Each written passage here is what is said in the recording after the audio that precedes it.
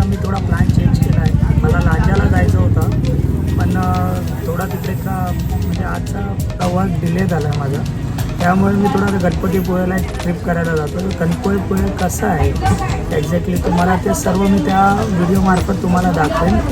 आणि आता मी normally S T prefer केली आहे, कारण की लोकल प्रवासही कसा असतो तोही एक बघायला भेटेल.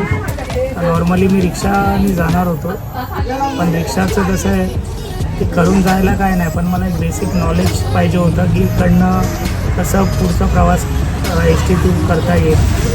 तर तिकडनं एक महार्लेश्वर मंदिर पण आहे शंकर देवाचं, तेही मी ट्राय करेन. हे जेवढं माझ्याशी कवर होईल तेवढं मी कवर करेन. आणि तुम्हाला कोकणातल्या जे गणपती पुळेचं मंदिर आहे त्या सर्व गोष्टी मी माझ्या व्हिडिओमार्फत तुम्हाला दाखवेन. तर भेटा मला नेक्स्ट.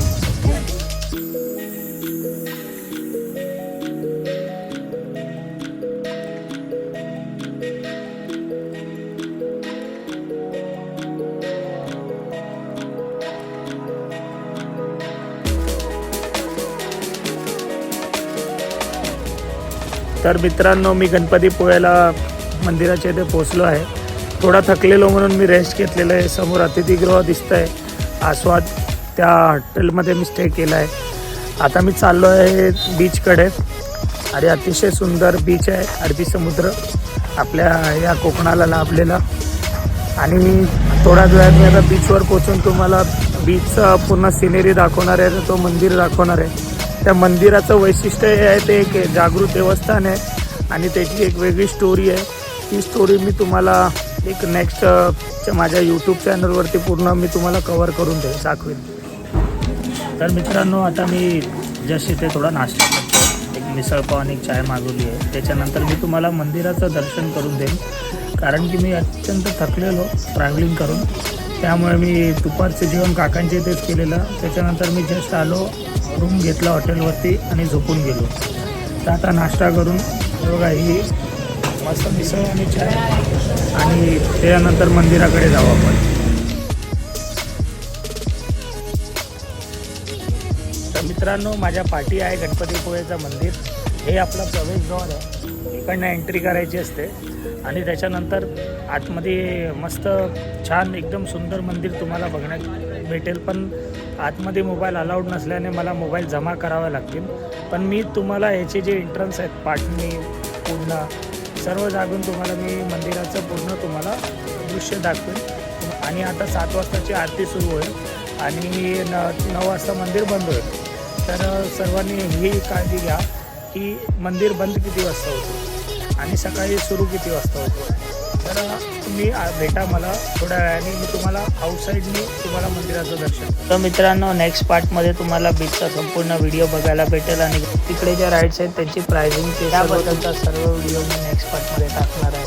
तर पूर्ण व्हिडिओ बघा. तर मित्रांनो, माझ्या पाठी मंदिर आहे गणपतीपुळे मंदिर. या मंदिराचं तुम्हाला वैशिष्ट्य मी त्या व्हिडिओमध्ये पूर्ण सांगेन. हे म्हणजे गणपती आपले बाप्पा कसे इकडे आले त्यांची एक स्टोरी आहे. ती स्टोरी एका दुसऱ्या गावातनं सुरू होते आणि या गावातनं येऊन थांबते. तर ही जी स्टोरी आहे अत्यंत म्हणजे गणपती बाप्पांनीच सांगितलेलं की तुम्ही तिथे जावा, माझी तुम्हाला तिथे मूर्ती भेटेल आणि त्या गावात मला स्थापना करा. ही एक स्टोरी आहे जी मी तुम्हाला या मंदिराच्या पूर्ण याच्यामध्ये सांगेन. तर मंदिर बघा किती अतिशय सुंदर मंदिर आहे. आता याच्या आतमध्ये मी तुम्हाला घेऊन जाईन.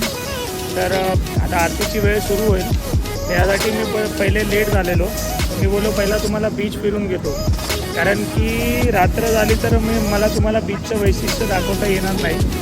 तर त्यासाठी आता तुम्ही मंदिरात मी जेव्हा जाईल तेव्हा प्रयत्न करीन जास्तीत जास्त वस्तू तुम्हाला दाखवण्याची आणि या मंदिराची वैशिष्ट्य तुम्हाला दाखवण्याची. तर मित्रांनो, मी उटीचं सामान घेतलं आहे म्हणजे देवाला चढवायला.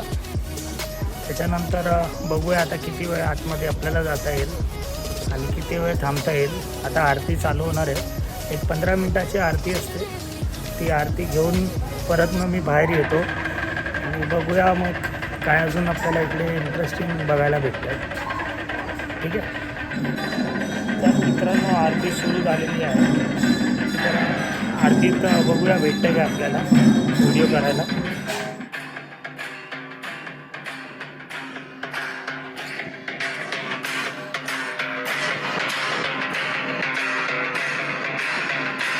झालेली आहे तर 5च्या दरवाजाने मी आरती मंदिरात जातो.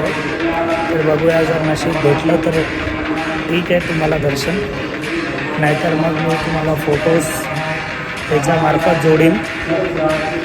थोडं ट्राय करूया आपण. हे बघा आरती सुरू झालेली आहे. तर आरतीचं तुम्ही